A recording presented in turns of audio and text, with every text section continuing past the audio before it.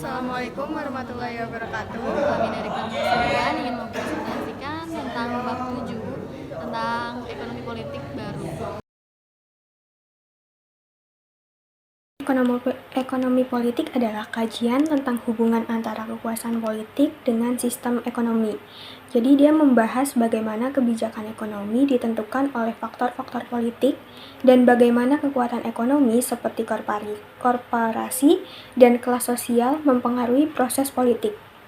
Secara historis, pemikiran ekonomi politik ini berkembang dari tokoh seperti Adam Smith, itu terkait dengan pasar bebas, Karl Marx terkait dengan konflik kelas, dan Keynes terkait dengan intervensi negara. Faktor utama dalam ekonomi politik meliputi 4 hal, yaitu yang pertama ada struktur kekuasaan politik, yang kedua ada sistem ekonomi, contohnya seperti kapitalis, sosialis, dan campuran. Yang ketiga ada peran elite dan kelas sosial, dan yang terakhir ada globalisasi dan kebijakan internasional. Contohnya di Indonesia itu seperti Orde Baru, yang dimana pertumbuhan tinggi tapi penuh KKN, yang kemudian ada reformasi, yang dimana lebih demokratis tapi oligarkinya itu masih kuat. Nah, kalau sekarang itu masih ada negara aktif dalam ekonomi, tetapi ketimpangannya masih jadi sebuah tantangan.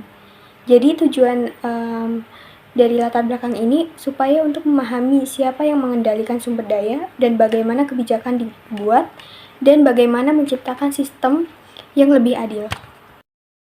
Selanjutnya ada teori pilihan rasional. Teori ini membahas tentang bagaimana sekelompok orang yang punya pendapat berbeda bisa membuat keputusan bersama. Jadi teori ini menunjukkan bahwa ketika ada lebih dari 2 pilihan, sangat sulit untuk membuat sebuah pemungutan suara yang menghasilkan keputusan yang adil, konsisten, dan memuaskan semua orang. Ini karena selalu ada kemungkinan hasil keputusan yang tidak logis atau tidak adil. Misalnya, hasil yang bertentangan dengan keinginan mayoritas atau ada satu orang yang terlalu dominan menentukan hasil. Jadi intinya tidak ada satu pemungutan suara yang sempurna untuk menyatukan semua pendapat secara adil dan benar-benar mewakili semua orang. Selanjutnya ada teori pilihan rasional. Teori pilihan rasional dalam ekonomi politik adalah pendekatan yang menganggap bahwa individu bertindak rasional untuk memaksimalkan kepentingan pribadinya. Dalam konteks politik, ini berarti aktor seperti pemilih, politisi, dan birokrat membuat keputusan didasarkan perhitungan untung rugi demi tujuan pribadi, seperti kekuasaan, keuntungan, atau terpilih kembali. Meski berguna, teori ini dikritik karena mengabaikan emosi, norma sosial, serta informasi yang tidak sempurna. Selanjutnya ada model pemilihan rasional dalam ekonomi politik. Jadi model pemilihan rasional itu seperti cara orang membuat keputusan dengan tujuan mendapatkan hasil terbaik untuk dirinya. Jadi setiap orang dianggap pintar dan akan memilih opsi yang paling menguntungkan atau sesuai dengan keinginannya. Dalam ekonomi politik, model ini dipakai asumsi bahwa yang pertama ada orang bertindak rasional, maka mereka mempertimbangkan pilihan yang ada dan memilih yang paling menguntungkan bagi mereka. Yang kedua, tujuannya jelas. Jadi misalnya ingin dapat banyak uang, kekuasaan, atau keuntungan lainnya. Dan yang terakhir ada informasi lengkap. Jadi orang tahu semua informasi yang diperlukan untuk membuat keputusan. Tanggapan umumnya, kelebihan model ini nih membantu memahami kenapa orang atau kelompok mengambil keputusan tertentu dalam politik dan ekonomi. Misalnya, kenapa pemilih memilih calon tertentu atau kenapa pemerintah buat kebijakan tertentu. Nah, selanjutnya ada kekurangannya. Kekurangannya itu kadang orang nggak selalu bertindak rasional karena emosi, kebiasaan, atau informasi yang terbatas. Jadi model ini kadang terlalu sederhana dan nggak bisa menjelaskan semua perilaku manusia.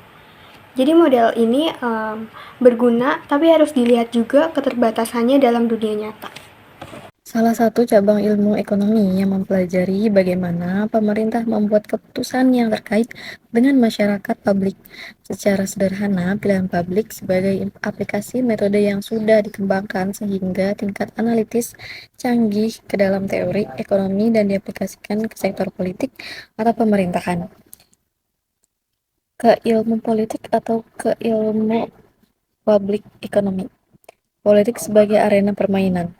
Adapun yang menjadi pemain dalam pasar politik adalah para pemilih sebagai konsumen atau pembeli barang-barang publik, dan wakil rakyat sebagai legislatif atau politikus yang bertindak selayaknya seorang wirausaha yang menginterpretasikan terhadap barang publik, juga mencarikan jalan sekaligus memperjuangkan agar barang-barang publik tersebut sampai pada kelompok-kelompok yang memilih mereka dalam pemilihan. Perbedaan pilihan publik dengan ekonomi murni. Perbedaannya, pilihan publik dengan ekonomi konvensional bukan tentang konsep individu dan kekuatan-kekuatan yang memotivasi tindakan, tetapi lebih kepada kendala dan peluang-peluang yang ditawarkan oleh politik sebagai lawan dari lingkungan pasar. Di sisi ekonomi sebagai pertukaran pasar produksi, konsumsi, dan politik sebagai pertukaran politik kekuasaan dan hubungan otoritas, muncul sebagai aplikasi khusus dibanding sebagai masalah yang berbeda. Politik lebih merujuk pada institusi dan proses melalui individu mengejar preferensi mereka masing-masing. Implikasi penerapan pilihan publik. Pertama, perlunya reformasi kelembagaan publik, yaitu reformasi aturan dan kerangka dasar di mana proses-proses pengambilan keputusan berlangsung. Kedua, perlu desentralisasi kekuasaan dan kewenangan publik, sebab tatanan seperti transaksi pasar dipandang lebih baik dibanding dengan tatanan dominasi kekuasaan. Ketiga, perlu dilakukan reorganisasi aturan-aturan perdagangan, kontrak dan persetujuan. Pilihan publik positif atau normatif. Teori pilihan publik normatif biasanya terkait dengan isu-isu desain politik, aturan-aturan, dasar politik, dan kerangka konstitusional, di mana proses-proses politik berlangsung. Teori pilihan normatif ini terkait dengan analisis tentang sifat-sifat yang diinginkan dalam sistem politik. Misalnya, pengaturan kelembagaan mana yang lebih efisien, yang lebih adil, atau lebih responsif. Di sisi lain, teori pilihan publik positif tidak berbicara tentang nilai, melainkan lebih fokus kepada upaya menjelaskan dengan asumsi bahwa tiap warga bertindak atas dasar kepentingan pribadi dalam pengertian ekonomi.